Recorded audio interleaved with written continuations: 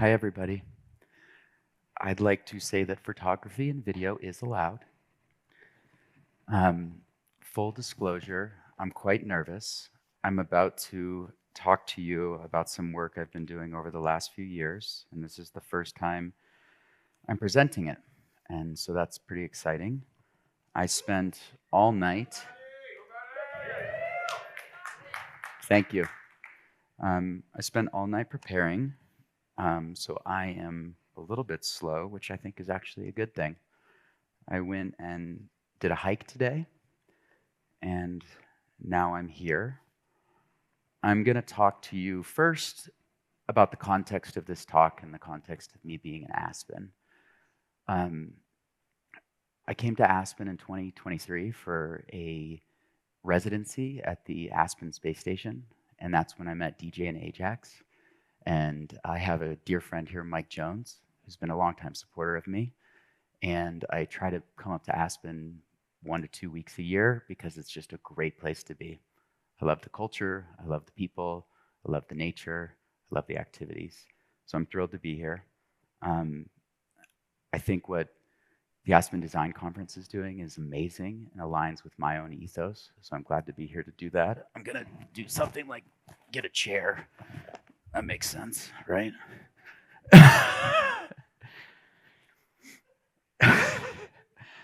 Okay, ground rules.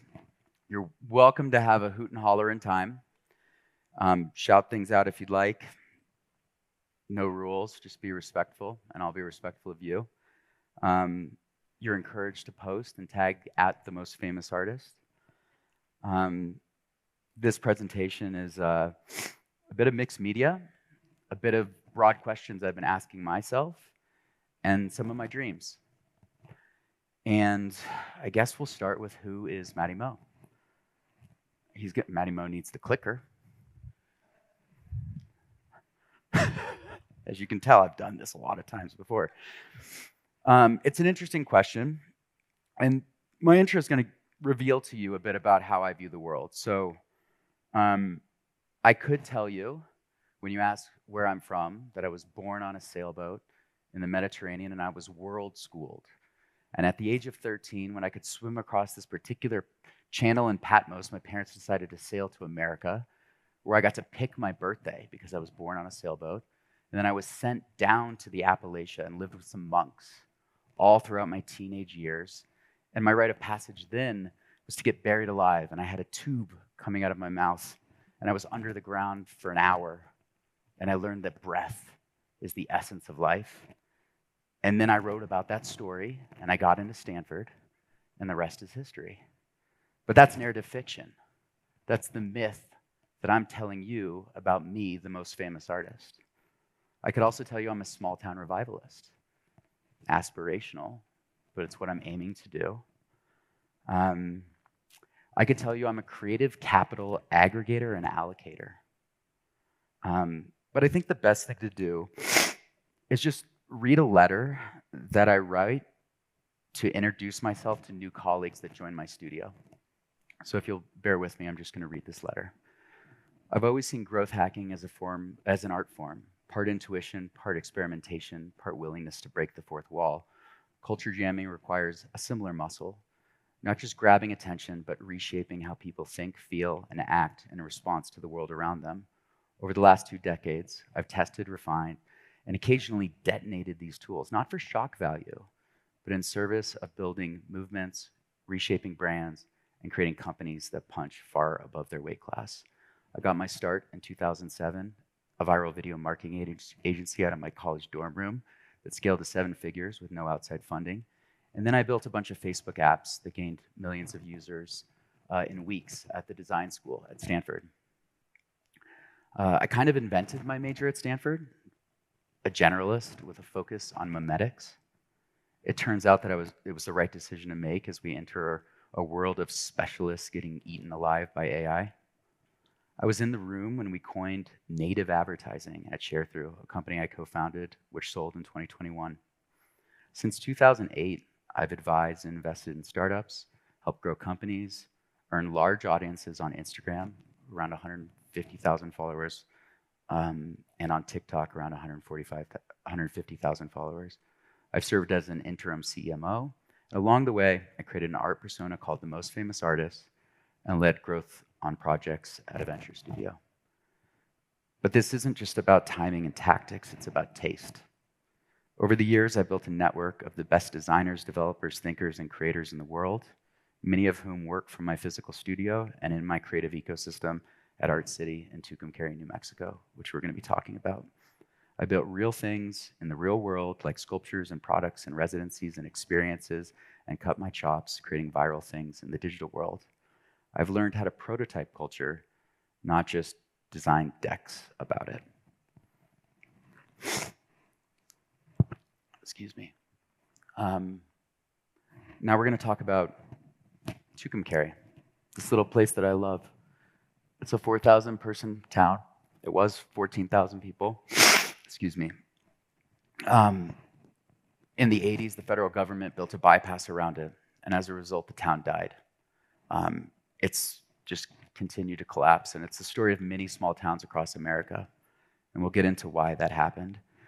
In Tucumcari, I live at a place called Sunlit Ranch. This is my home. I've built a place called Art City, which is a creative incubator culture center.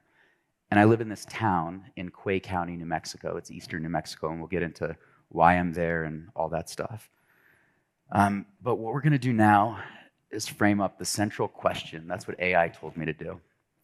Why might artists, not developers, not bureaucrats, be the ones best positioned to lead the design of new cities in the age of collapse and renewal? So we're going to ask some questions, and I made this slide really bad for the designers in the room. We've talked a lot about what is design, and I think when most people think of design, they think of like chairs and posters and buildings and apps and everyday objects and spaces. It's all design. I think we learned from Zio and the Stanford Design School crew yesterday that like if you live with intention and you solve problems, you're a designer. Design is how spaces make us feel, whether it's safe or inspired, alienated or connected. And Dieter Rams, a famous designer that many of you probably know, said good design is as little design as possible. And Buckminster Fuller, a dead but very live mentor of mine, said design is world building. Artists are designers in that context. They design meaning, narrative, rituals, and even economies of attention. A cathedral isn't just architecture, it's a choreography of awe and wonder. A mural isn't just paint, it's public identity. Artists shape the emotional infrastructure of a place, and that's design too. And bureaucrats and bankers shouldn't be shaping our design. So then the question becomes, who's an artist? Raise your hand if you think you're an artist in this room. Everyone's hand should be raised. I'll tell you why. The way I view art, and I've been thinking about this a lot because I call myself an artist, is that I have a unique point of view. It's my lived experience. I share that point of view through some practice that I try to get good at. And then I contextualize my work in art history past. All of us can do the first two things. The last thing requires you to go study art history and understand how your work fits into the canon. But in reality, we can all live more artful lives, and if we all live more artful lives by expressing our point of view through material practice, we make the world a more interesting place. So that's my definition of an artist, and I think that definition is very similar to a designer. And I guess the question is, why does that matter for this talk? Well, artists and designers happen to be doing this thing called creating culture. And, excuse me. I asked ChatGPT, what is culture? And it said, culture is the shared, learned way of life of a group of people encompassing their languages, belief, arts, customs, and values that guide their behavior and interactions. It provides a framework for understanding the world and serves as a common blueprint for living, differentiating one group from another while being fluid and subject to change through social interaction. I break that down into it's shared behavior, it's shared goals, it's sharing. Culture is sharing. And that's kind of what happens in biology. Like in a petri dish, a culture grows because it's sharing its nutrients. And I'm not a scientist, so I'm not going to go too deep into that. So why am I telling you what is an artist, what is a designer, what is culture? Well, I'm going to posit that artists are designers. We are all artists, we are all designers, and we are responsible for culture creation. And so what do we need to create culture? Well, it's time, it's space, and it's community. So you need time to experiment, you need space to work, and community to give you feedback and meaning. So historically, looks like Florence during the Renaissance.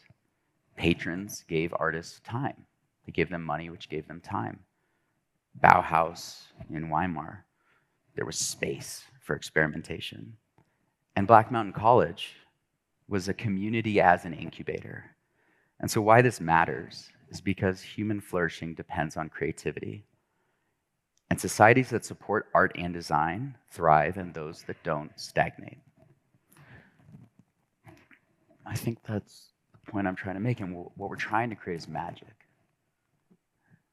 Oh, sorry. Okay, the world is changing fast. I imagine you can all feel it. I felt it really strongly during the pandemic. I'm just going to clean up my notes so I know what I'm talking about here.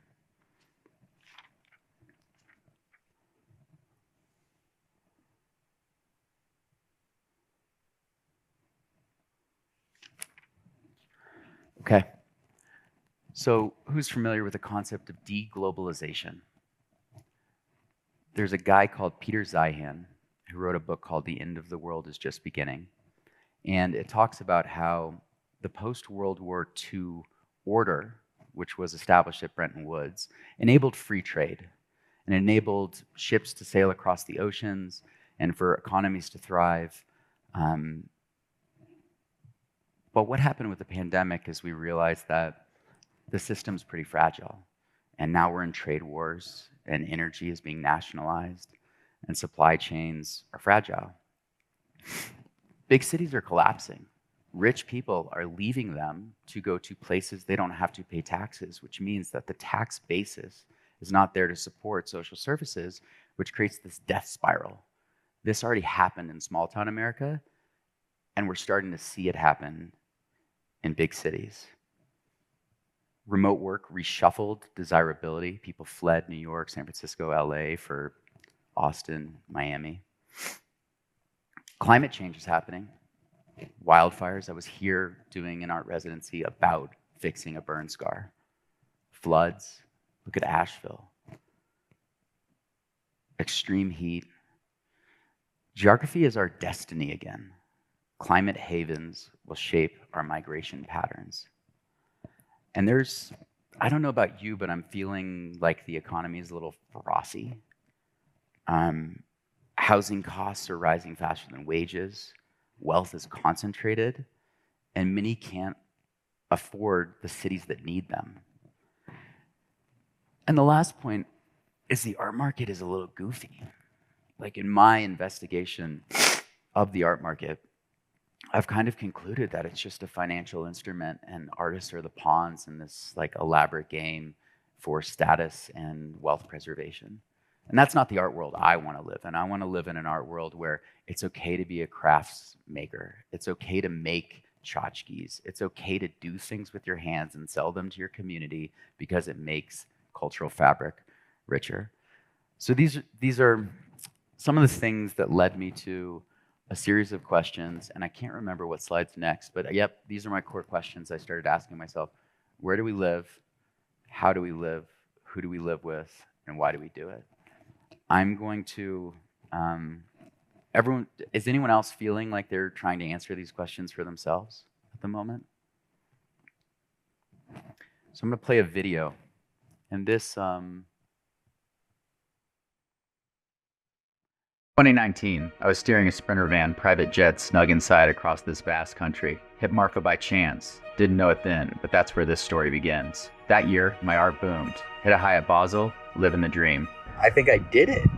I think I became the most famous artist, and this is the year I get to celebrate it. Or so I thought. 2020, the world turned on its damn head. I'm gonna do a GoFundMe to raise money to get my ribs removed so I can win. I need this right now. Sat in Vipassana trying to find peace, but the outside world whispered pandemic. COVID-19 slammed the door on my murals, my studio, my livelihood. LA, what was once a canvas for my dreams, now choked me with lockdowns and riots. So reluctant to put out any content because I'm lost. I needed some fresh air, so I relocated to Santa Fe. I found peace in solitude, cash in cryptocurrency, and dreamt up a commune for artists. 2021, the world is chaos, like the Capitol mess. It got me thinking forward. Then I struck gold with NFTs. But I've been building an art community. Our mission is to create a place for creatives to learn and grow and collaborate. My artist community swelled to 1,000 people, and they needed a place, and I had the means. I found it in Tucumcari, raw and ripe with promise. Bought a little ranch, turned to YouTube, and got my hands dirty with remodeling and building a studio. 2022, Tucumcari's story. Like many small towns, it's chewed up by globalization and shrinking fast. From my ranch, I saw the bigger picture. Art is an economic solution for a town forgotten by time. 2023, I saw the future. Deglobalization, the AI wave, climate change, rich folks ditching debt-ridden cities, people losing jobs. But here in Tucumcari, we're building resilience, a haven for creative souls to find peace, meld with nature, and flourish in a world gone mad. 2024, the chaos continues. Gaza, Ukraine, elections brewing. There's no escaping this reality, but we can reshape it. From chasing fame as the most famous artist to seeing art as a tool for economic revival and communal strength, my road's been a wild one. We're sketching up a future where creativity is the bedrock of survival and growth. This is our tale, a saga of change, grit, and how art can rewrite the script for our world. Welcome to Art City. So, I've answered the where do I live question for myself, and it's in Tucumcari, New Mexico. And in 2019, when I was in Marfa, I saw Donald Judd's project, which is a 50-year project now. It started in the 80s. And I realized, like, instead of thinking about the next 6 months or the next gallery show or the next stunt, what if I oriented around a really long timescale project? And so this is my focus. It's not my only focus, but it's this long timescale project that I can wrap my arms around and talk about for a long time and iterate on and make happen. And I'm also really interested in revitalizing America's Route 66 as a cultural freeway.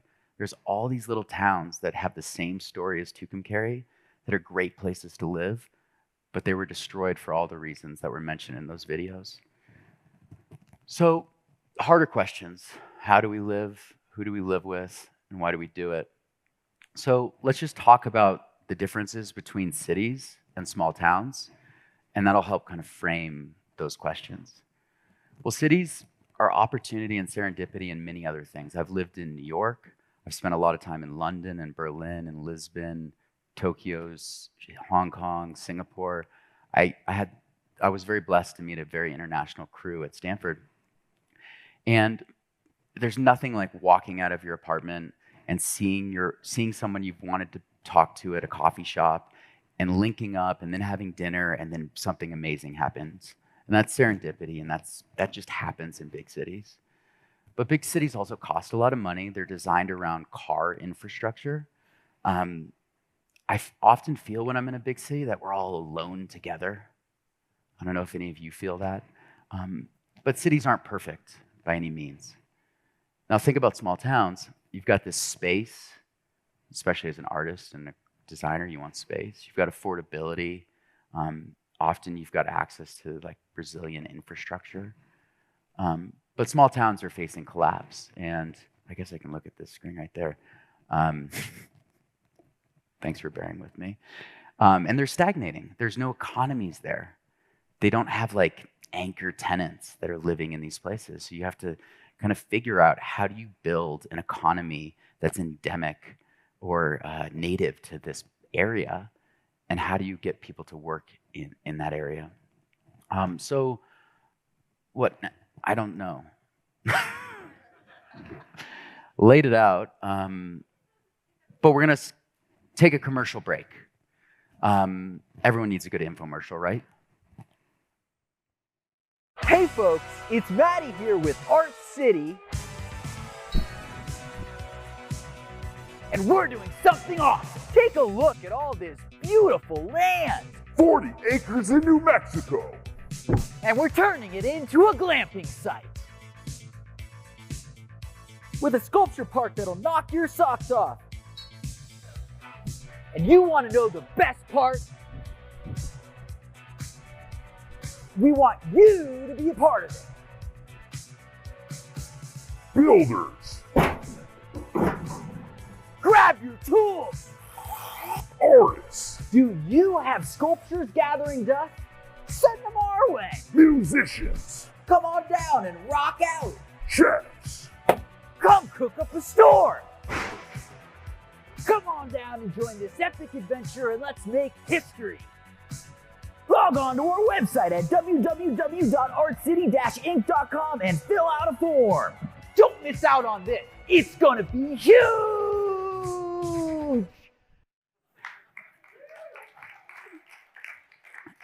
So this concept that I'm proposing isn't novel. It's been done before.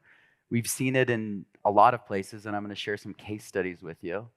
But you see artists moving to a place, and then culture being born, and then capital following culture, and then developers following that chain of events. And the reason why art matters is it transforms people and places. When you look at art, you're able to get someone's point of view. You're able to understand all the work that they put into telling you the story that they're putting in front of you through something material or something cerebral. And that changes you. And when you make your town more beautiful, that also changes you. So again, we've seen this before, and we've seen it in Marfa, Texas. Who here is familiar with Marfa, Texas? Big, and yeah, the whole audience. So Marfa sees 49,000 visitors a year, 25 times its local population. It was started by Donald Judd. It now has some major art institutions like the Chinati Foundation and Ballroom Marfa. It's worked with amazing architects. And something that happened in Marfa is kind of fascinating. It was like a nobody town until art came in, and this is what happened to its real estate. And I'm not saying this is good, but this is what happens. There's more case studies. So this case study in Brazil is like an art amusement park, and it attracts 300,000 visitors annually, and it employs 600 people, 80% of which are local. So it's created jobs in this tourism economy. And the next phases for this project are real estate developments, subdivisions, hotels, etc. There's Casa Wabi in Mexico. This is more focused on architecture and artist residencies, but tourism has surged 400% in a decade, airport traffic growing from about 160,000 people to 850,000 people in 2024. They've hosted 350 artist residencies, and it's beautiful. It's on the beach. Like, who doesn't want to go there?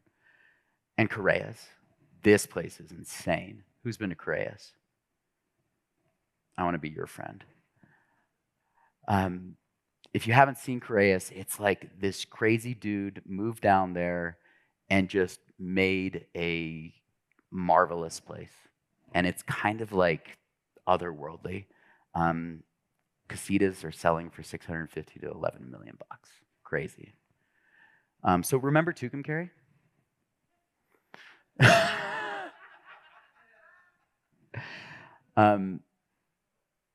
Right now, it's about $130 a square foot, and it's about $3,000 an acre. There's a pretty big arbitrage there for those business-minded people sitting in the audience, if we can pull this culture thing off, if we can get artists to move there and live there. And that's going to be the back half of my talk.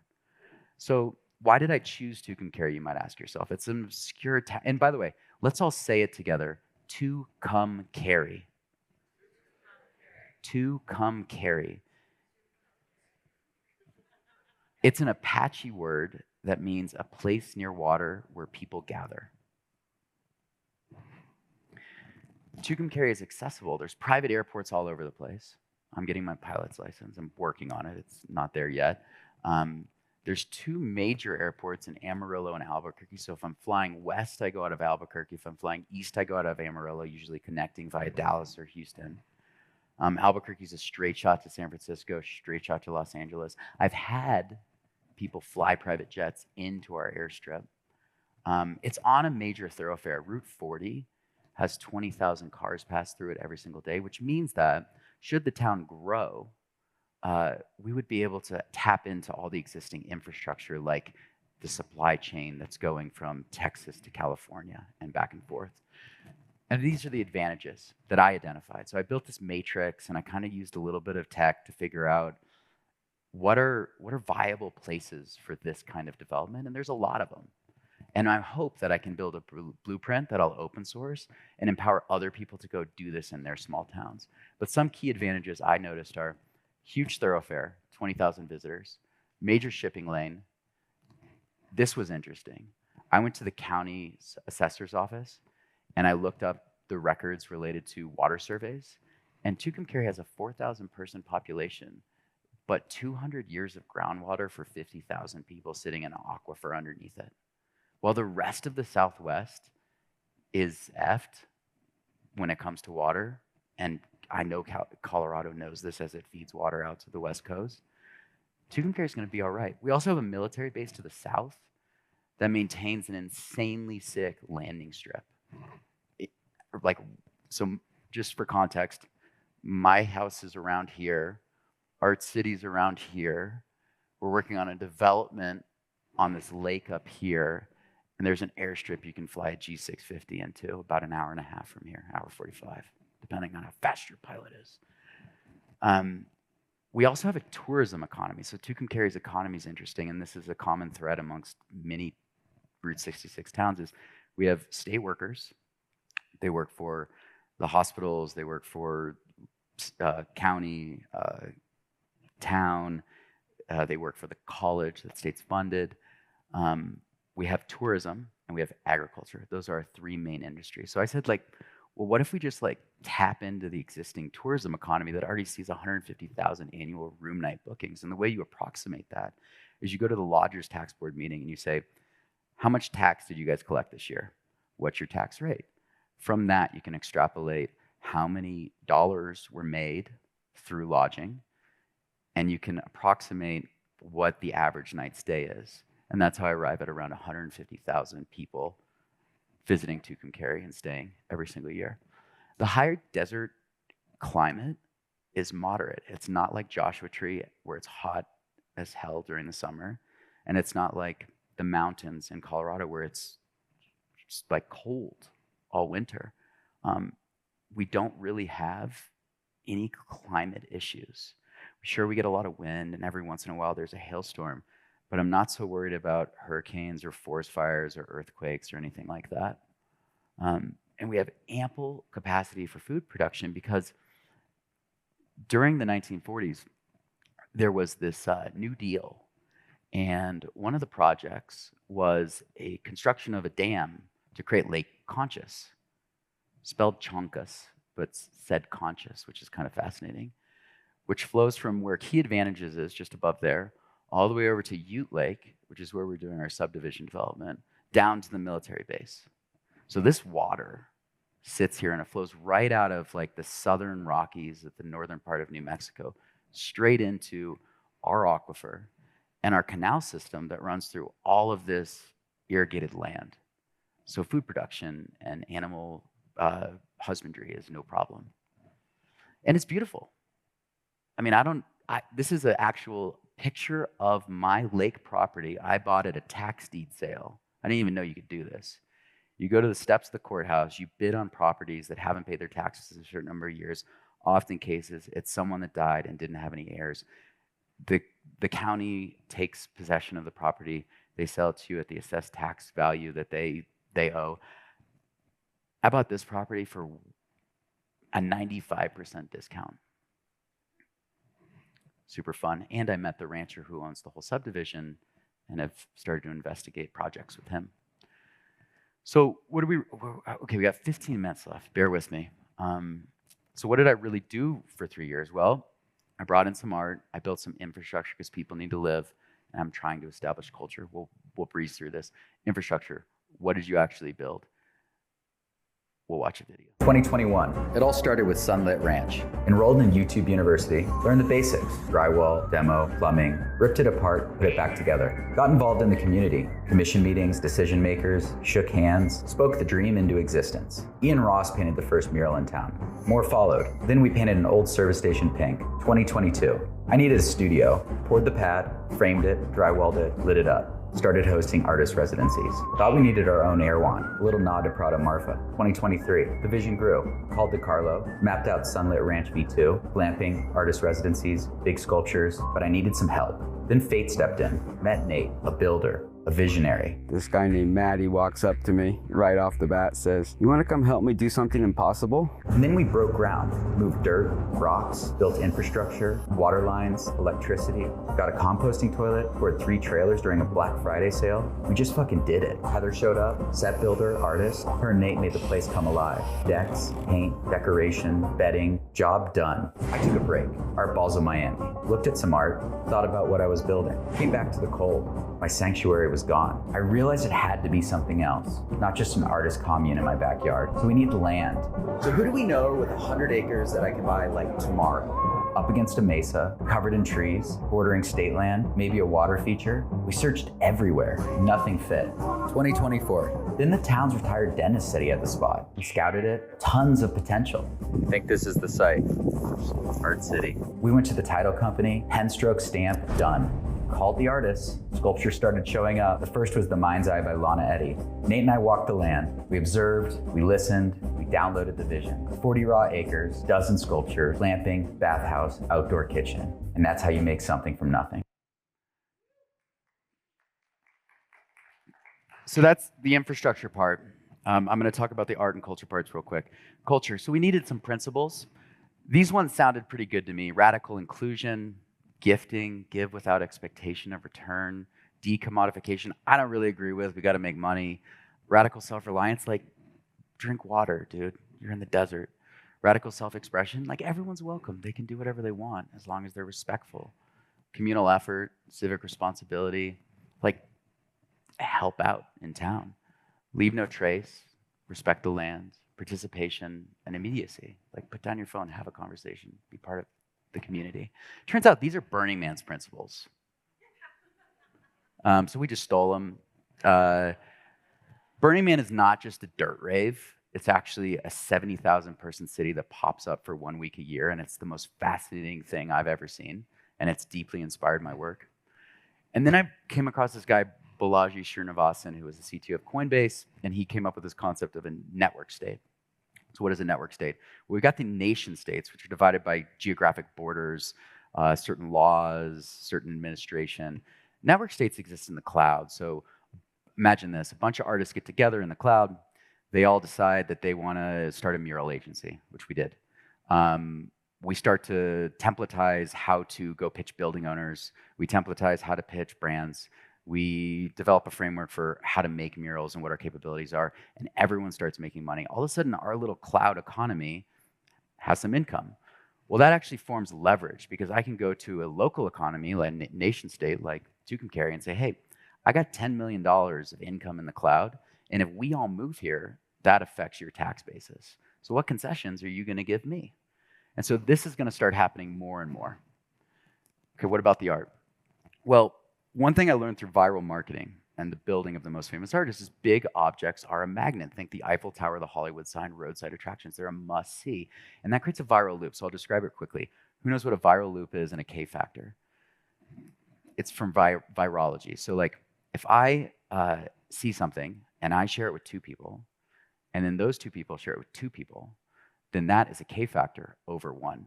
But if I see something and I share it with 1 person, and then another person shares it with 1 person, that's a K-factor of 1. And then there's a decline from there. But if you can get things to go viral, then you have built-in marketing, and big art does that. So this 0 to 1 experiment I'm about to show you is, in 4 months, we built a sculpture park and glamping site as a bet, cost about $1.25 million, and it's our culture center. And we're gonna watch a quick video. I know I'm running out of time, but February 2024, we broke ground, flattened dirt, tore out old fences, Cut roads through raw land, drop the septic tanks. Infrastructure initiated. But I think right here. The first artwork landed. Launch intention by Griffin Loop. Luis poured the pads, and the base camp fence was assembled. Our community work continued. March 2024. Shipping containers dropped. The Quonset rose, measured, welded, bolted. Arch panels locked in. A painstaking Herculean effort. Beneath the cottonwood grove, Nate began to bring our communal spaces to life. A handcrafted redwood outdoor kitchen. More big art rolled in. Finch and Stocky installed the lips. Abraham lit the electric dandelions. Autumn Spire made its way from Vegas, and the bodies left behind anchored in the desert. We transformed shipping containers into shelters, slicing through metal to create doors and skylights. Framing, insulation, and sheetrock to finish. Next, the bathrooms landed. Nice. Wendell dropped crusher fines and bladed the roads. Clayton trenched with a ditch witch, and Ed tapped the water. Now we had flow. April 2024. Crews camped in my backyard. Chef Keith kept us fed. A total legend. Callie Beck and the Stark Raven team lent hands on art installs. Fear Beast roared. The mind's eye gleamed. Museum of No Spectators took its stand. We fought wind, gravity, and time. Then came Daryl's Centered. McConnell's Evolution Fields, 10 big artworks now on site. Dirt moved, footpaths cut, transformer dropped, wires laid, kitchen and bathrooms plumbed. Nate and Heather shaped the cedar spa sanctuary into the trees, board by board, adapting each cut around the cottonwoods. They built sinks, showers, and installed a sauna and hot tub. We hauled trailers and decks from Sunlit Ranch, got them landed, leveled, and locked. The King of Collage cooked in the bathrooms, then came paint, art tagged on old buildings all over town. May 2024, the final push. Stone 11 found its place. Nate lit Mons like a temple. Wayne wired us up. The finishing touches brought the communal kitchen to life. Refined, polished, elegant. We built more vibe areas, DJ booths, stage, mirrors, disco balls, groundkeeping, brush burned. Signs went up, billboards, an entry gate. Art City was becoming real. Residencies began, maps were drawn, the press came calling. Ready or not, we opened the gates to the public. June 2024, Folly Builders came and Paradisium Forest took root. Benigno's fire pit blazed. We threw a summer fete for the locals and builders. Art City was born, from dirt to destination in under 4 months. Now let's see if it works. So surprised it did work. We brought a bunch of big art to the middle of nowhere. We tapped into an existing tourism economy. A bunch of people gave us 5-star reviews. Can you dim the lights? I'm gonna keep going for another 10 minutes. And now we're a case study. So we've done about 145 grand in revenue in our first year. We're projected to do about 300 in our second year. We're entering our second year. We're like a few months into our second year right now, if I'm counting from like June when we opened. We'll see like 10,000 visitors.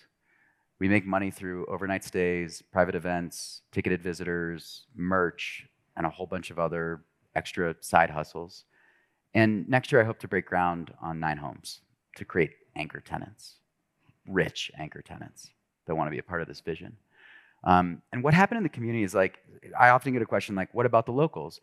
Well, what we saw is the locals started taking pride in the place again, because they're like, wait a second, you came and put all this effort in, and you're not asking for anything in return, so we can go clean up our yards. We can start this thing called Tucumcari Tuesdays, where we'll like every week clean up and the local coffee shop will give us free breakfast. Or we'll start a film festival, so the film commission started a film festival. I even went to the state level and got money through capital outlay via Senator Campos for the redesigning and rebuilding of the Princess Theater that was burnt down. So we've acquired around $500,000 from the state to build a theater like this out of not such a theater like this. And I built real relationships with mayors, senators, county managers, commissioners, all this stuff. I want to open source and make a playbook that anyone can do. I'm going to play this video.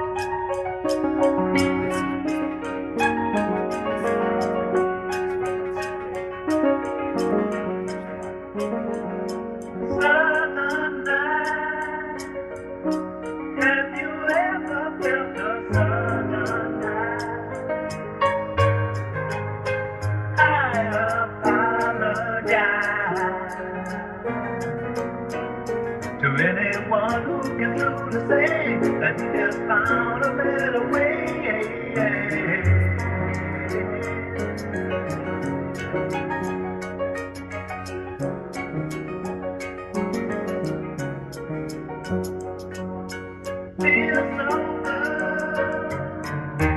Feels so good, it's frightening, wish I could. stop this world from fighting. Da, dee, da, da, da, da, da, da, da, da, da, da,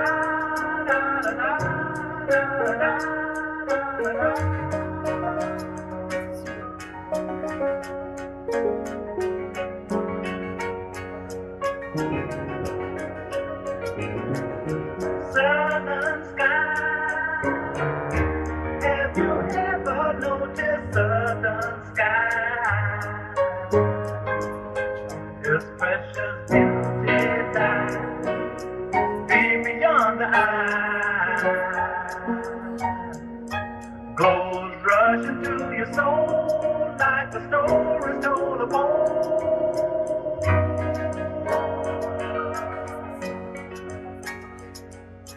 Old man, he and his dog, they walked up moonlight. Every flower touches cold hand. As he slowly walked by, the weeping willow would cry.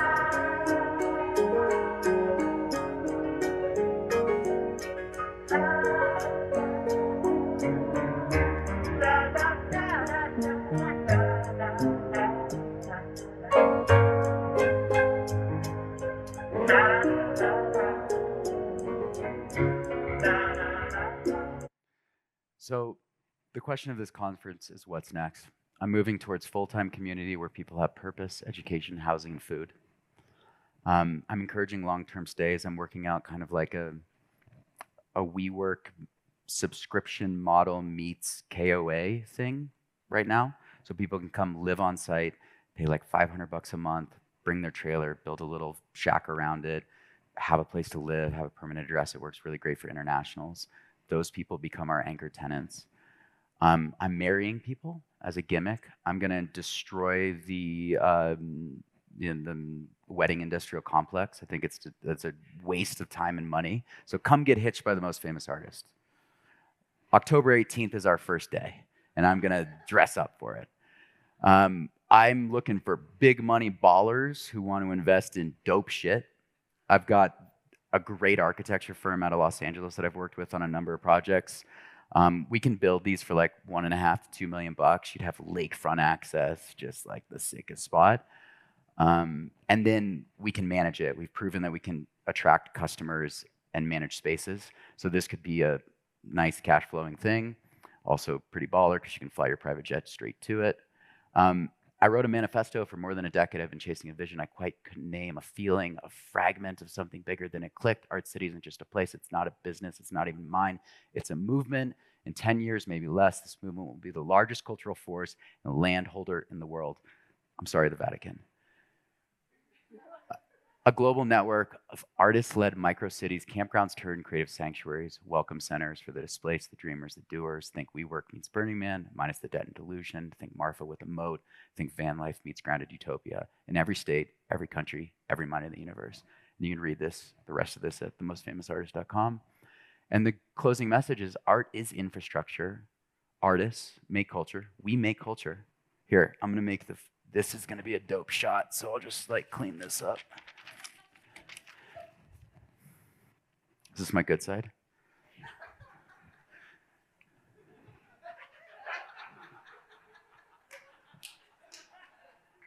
And culture grows places. The conversation continues at the gallery. And dude, I'm 1 minute over, I'm sorry.